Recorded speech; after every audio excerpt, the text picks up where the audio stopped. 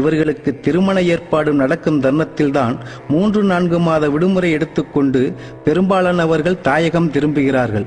இந்த குறைந்தபட்ச விடுமுறை நாட்களுக்குள்ளேயே தனது வாழ்க்கை துணைவியை தேர்ந்தெடுத்து உற்றார் உறவினர் முன்னிலையில் திருமணமும் இவர்களுக்கு நடந்தேறுகிறது. இல்லறம் காணும் தம்பதியர் நல்லறம் காணும் முன்னே விடுமுறை நாட்களும் நகர்ந்தோடி விடுகிறது. குடும்ப தேவைக்கு போதிய வருமானம் நமது தாயகத்தில் கிடைக்காததால் மீண்டும் அரபு நாடு செல்ல வேண்டிய கட்டாயம் ஏற்படுகிறது.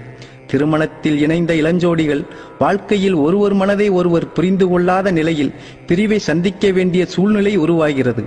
தனது மனைவியை விட்டு வந்த மனக்கஷ்டத்தோடு மறுபடியும் இங்கு வேலையை தொடங்குகிறார்கள் பணக்கஷ்டத்திற்காக. இவர்கள் மீண்டும் தாயகம் திரும்ப 2 அல்லது 3 ஆண்டு காலம் கூட ஆகலாம்.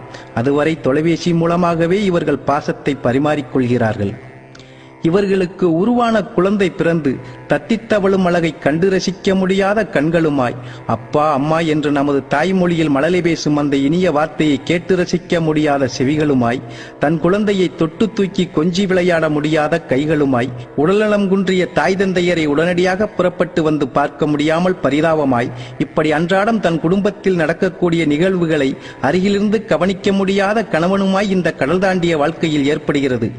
இங்கு சுட்டரிக்கும் சூரியனின் தாக்கத்தை எதிர்கொண்டு வேலை என்னும் போர்க்களத்தில் வேர்வை சிந்தி உழைப்போரின் வேதனைகளை படம் பிடித்து காட்ட வேண்டும் என்பதே எனது நீண்ட நாள் ஆசை.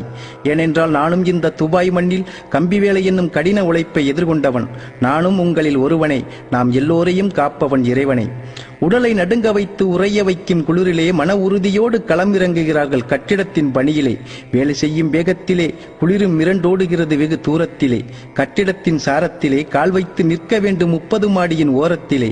இப்படி ஆபத்தான வேலைகளையும் இவர்கள் அன்றாட வாழ்வில் சந்திப்பது சகஜம். இந்த வாழ்க்கை துபாய் நாட்டில் மட்டுமல்ல, அரபு நாடுகளான சவுதி, மஸ்கட், பஹ்ரைன், கத்தார் போன்ற நாடுகளிலும் இதே கஷ்டத்தை தான் நமது தொழிலாளர்கள் எதிர்கொள்கிறார்கள். இப்படி கஷ்டப்பட்டு இங்கிருந்து அனுப்பப்படும் பணத்தை யாரும் தயவு செய்து தண்ணீராக செலவு செய்து விடாதீர்கள். இவர்கள் சிந்திய கண்ணீராக பாவியுங்கள். இங்கிருந்து வரும் ஒவ்வொரு ரூபாயிலும் இவர்கள் உழைப்பிருக்கும் என்பதை மறந்து விடாதீர்கள். எப்படியோ தொடரட்டும் இந்த துபாயின் தொழில் வளர்ச்சி, வளரட்டும் நமது தொழிலாளர்களின் இந்த வாழ்க்கை முயற்சி. கல்வி கற்றவர்களுக்கும் கல்வி கல்லாதவர்களுக்கும், தொழில் தெரிந்தவர்களுக்கும் தொழில் தெரியாதவர்களுக்கும், இளைஞர் முதல் வயதானவர்கள் வரைக்கும் வேலைவாய்ப்பு கொடுத்து வாழ்வளித்துக் கொண்டிருக்கும் அரபு நாடுகளில் ஒன்றான இந்த துபாய் நாட்டிற்கு எனது சார்பாக கோடான கோடி நன்றியை தெரிவித்துக் கொள்கிறேன். வணக்கம்.